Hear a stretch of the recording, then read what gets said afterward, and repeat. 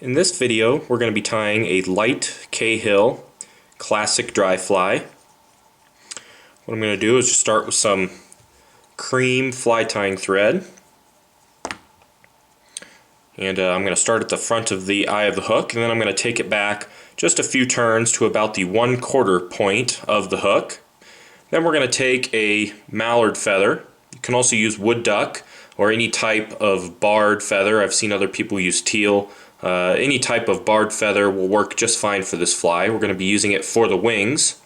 What I'm going to do is I'm going to stroke back some of these fibers, just exposing the very blunt tip fibers. So any of the shorter fibers we can just pull back and tear out of the way. And then what we're going to do is we're going to take these fibers and we're going to stroke them all together.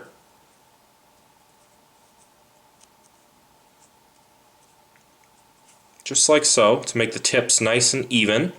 We're going to tie in a wing that's about the length of the straight portion of the hook. So I just roughly measure that out along the hook shank. Then I'm going to take several tight wraps.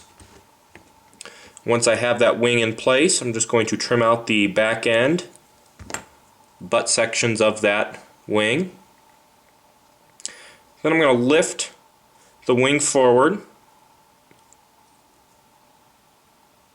I'm going to lay down just a few wraps right in front of it. What that's going to do is prop them up. And once I have them propped up, I'm just going to split them into 2 equal clumps, where I can then just kind of X-wrap in between the 2 clumps. Then what I'm going to do is I'm going to take one clump, pinch it, and I'm actually going to take my thread and just wrap around the clump. And what that's going to do is it's going to draw all the fibers together. And I'm going to do that here on the same thing here on the other wing.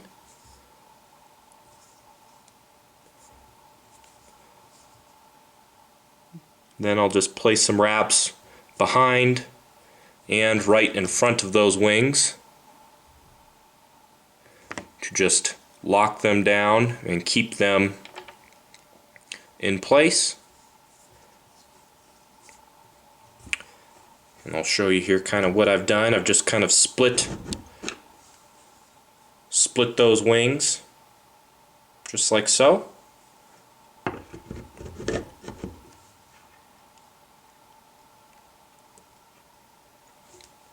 And once you have those wings finished, we're just going to take our thread and we're going to lay down a thin thread base all the way to the bend of the hook. Now the next thing to do is to tie in the tail. I've just taken a feather from a Rooster cape.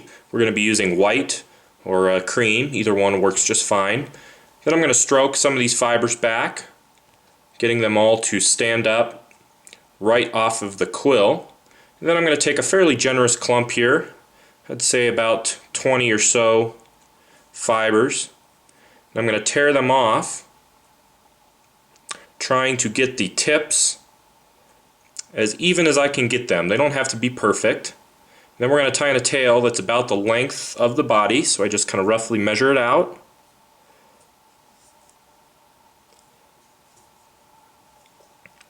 I'm just going to tie that onto the shank. Then I'm going to tie forward, letting the butt ends kind of help transition from the body to the wing. Then I'm going to take my thread back.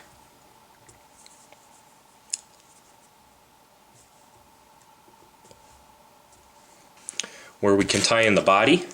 For the body, I'm just going to use Hareline dubbing in light Cahill. You can use any type of cream dry fly dubbing that you'd like. Superfine dubbing in cream works fine as well. Hareline has a little bit of rabbit in there. It dubs very, very nice, very easily. I'm just going to build a little bit of dubbing here on my thread at a time, just little by little. Got to be careful not to add too much at once. You can use a little bit of wax if that helps you get the dubbing going. And all we're going to do is just work the dubbing forward, building up just a slight taper as we work forward on the body. Any long guard hairs you can just pluck out of there. And we're going to go most of the way forward. We're going to stop just short of those wings, about 2 hook eye lengths away from the back of the wings. But I like to build a nice tapered body right up onto that point.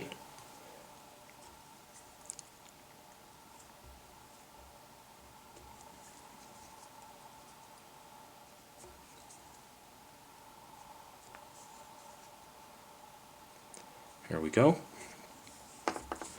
Then the next thing we're going to do is we're going to take another Rooster hackle. We're just going to measure out a hackle. I'm using a size 12 hook here, so I just kind of roughly measure it out to the size of the hook. I like the barbs to just drop below the point of the hook. So I'm going to tie that hackle in, and I'm going to jump my thread to in front of the wings. I'm going to take that hackle, just wrap it around the shank of the hook. I'm going to go right up into those wings. Once I get to the wings, I'm just going to draw the wings back. I'm going to jump that hackle feather to right in front of the wings. Then I'll wrap almost all the way to the eye. I'm going to stop. Oop, try that again here. You can use hackle pliers if that helps you. These longer feathers, I usually skip the hackle pliers, but you got to be careful not to let go of the feather. Wrap all the way up into the wings. Pull the wings back out of the way.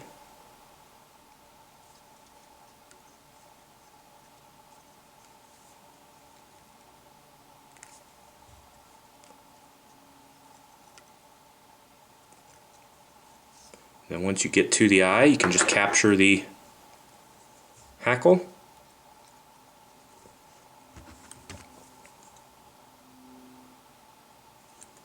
Trim out the hackle.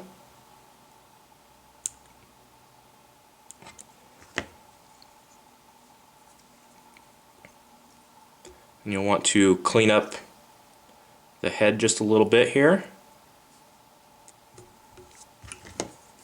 Any trapped barbs can be trimmed out of there.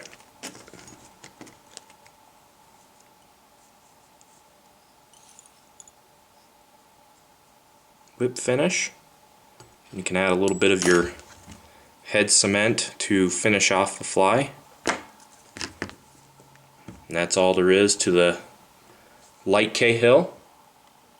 Give you a little bit better view here. Pretty simple dry fly to tie. Classic pattern. Been used back in the East for a long time.